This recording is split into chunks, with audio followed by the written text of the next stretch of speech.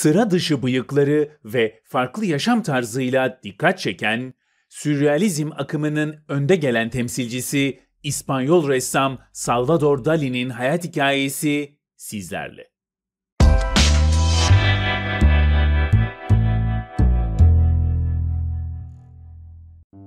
Salvador Dali, 11 Mayıs 1904 tarihinde İspanya'nın Katalonya bölgesinde bulunan Figueres kentinde Salvador Dali Cusi ve Felipa Domènech Ferez çiftinin oğlu olarak dünyaya geldiğinde ailesi ona Salvador Domingo Felipe Jacinto Dali y Domènech adını verdi.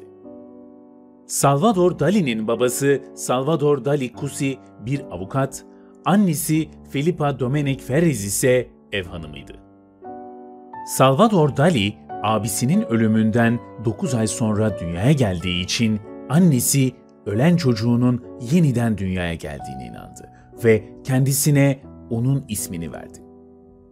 Salvador Dali'nin resme karşı olan ilgisini ve yeteneğini fark eden annesi, oğluna hem akıl hocalığı yapması hem de resim yeteneğini geliştirmesinde yardımcı olması için onu aile dostu empresyonist ressam Ramon Pichot ile tanıştırdı. 1910 yılında ilk eseri Landscape near Figueras'ı yaratan Salvador Dali, 1916 yılında Figueres'teki Belediye Çizim Okulu'na katıldı ve ilk sergisini 1918 yılında Belediye Tiyatrosu'nda gerçekleştirdi. 6 Şubat 1921 tarihinde annesini rahim kanserinden kaybeden Salvador Dali, 1922 yılında Madrid'e giderek burada bulunan Kraliyet Güzel Sanatlar Akademisi'ne kaydoldu. 1925 yılının Mayıs ayında Madrid'de düzenlenen bir karma sergiye 11 eseriyle katıldı.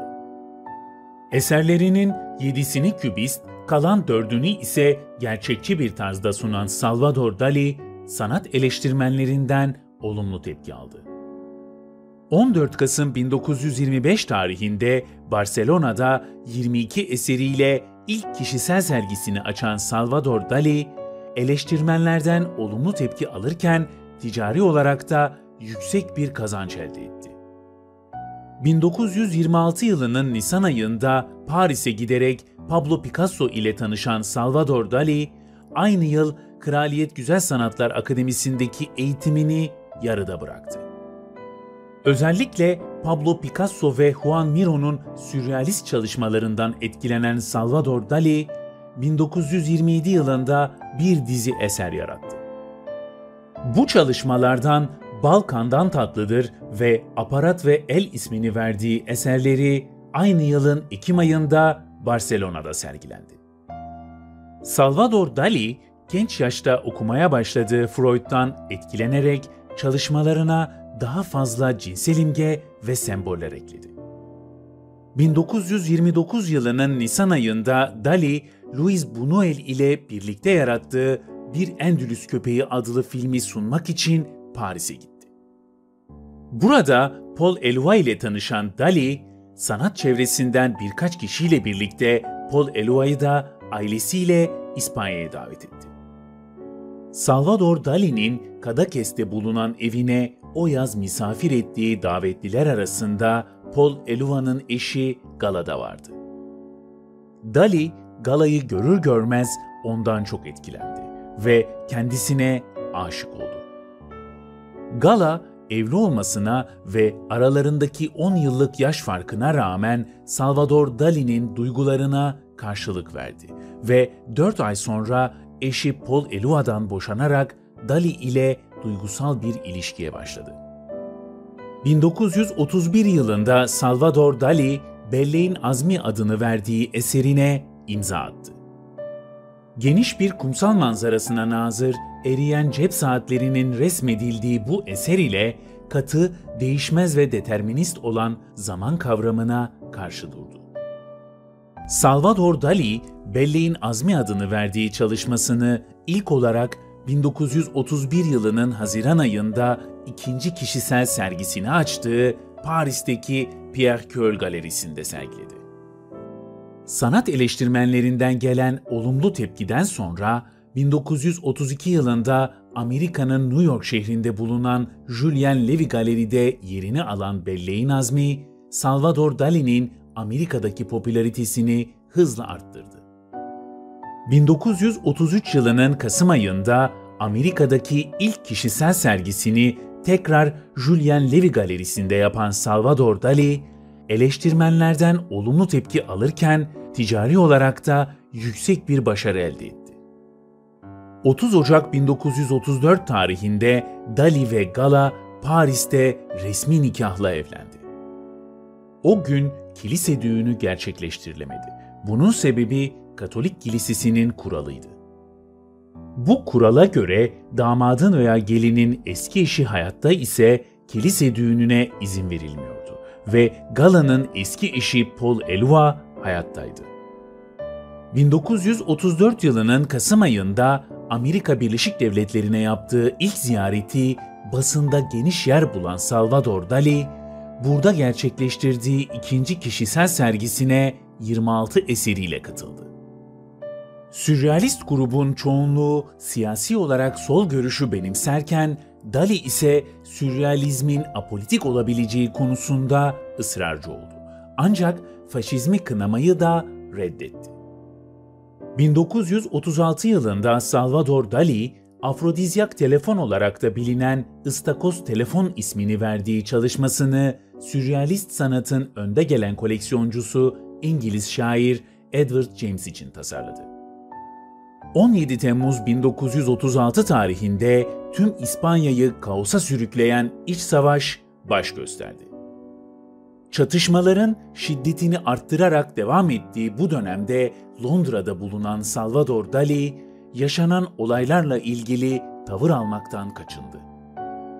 1939 yılında General Francisco Franco ülke yönetimine geçtiğinde Salvador Dali yeni kurulan faşist rejimi desteklediğini açıkladı ve Franco'yu çıkardığı idam hükümlerinden dolayı tebrik etti. Salvador Dali'nin faşizmi destekleyen bu açıklamalarını İspanya'ya geri dönmek için yaptığını düşünen sürrealistler Dali'ye sırtını döndü. Çünkü sürrealistlerin çoğunluğu Marksistti ve Dali'nin kişisel çıkarlarını düşünerek sergilediği bu davranışlar onları çok rahatsız etti. Bu sırt dönüş yavaş yavaş bir çekişmeye dönüştü. Öyle ki bu grubun önderi André Breton, Dali'den esinlenerek yaptığı bir kelime oyunu ile iğneleyici bir anagram çıkarttı. Anagramda ona dolar heveslisi dedi. Bu, Salvador Dali'nin çalışmalarının giderek artan ticarileştirilmesine ve şöhret aracılığıyla kendisini yüceltmek istemesine bir göndermeydi. İkinci Dünya Savaşı'nın başladığı 1939 yılının Eylül ayında Fransa'da bulunan Dali ve Gala, Almanya'nın Fransa'yı işgal etmesinin ardından önce Portekiz'e, ardından da Amerika'ya geçti. 1942 yılının Ekim ayında Salvador Dali'nin Gizli Yaşamı adlı otobiyografisini yayınladıktan sonra 1944 yılında da Saklı Yüzler adlı romanını yayınladı. 1945 yılında Alfred Hitchcock ile birlikte Spellbound isimli filmin yapımında çalıştı. 1946 yılında Walt Disney ile birlikte Destino adlı animasyon filmi üzerinde çalıştıktan sonra 1947 yılında hep etkisini hissettiği Picasso'nun sürrealist portresini yarattı. 1948 yılında Gala ile birlikte doğduğu topraklara Katalonya'ya yerleşti ve ömrünün geri kalanını burada geçirdi. Gala'nın eski eşi Paul Eluard'ın 18 Kasım 1952 tarihinde hayata gözlerini yummasının ardından Katolik Kilisesi'nin engelinin ortadan kalkmasıyla Dali ve Gala 8 Ağustos 1958 tarihinde kilise töreniyle yeniden evlendi. 1968 yılında Dali, Gala için Katalonya'nın kuzeyinde bulunan Girona'da bir kale satın aldı. 1971 yılından itibaren belirli zaman aralıklarında kalede inzivaya çekilen Gala, yazılı izni olmadan Dali'nin kendisini görmesine izin vermedi. Gala'yı zamanla daha seyrek görmeye başlayan Salvador Dali, ilham perisi tarafından terk edilme korkusunu üstünden atamayıp ruh sağlığını kaybetmeye başladı ve depresyona girdi.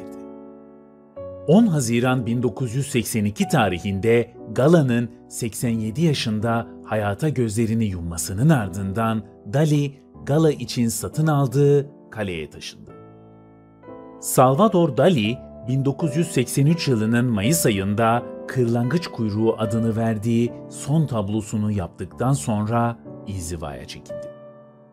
1984 yılının başından itibaren ruh sağlığı giderek kötüleşen Dali, yemek yemeyi reddetmeye başladı.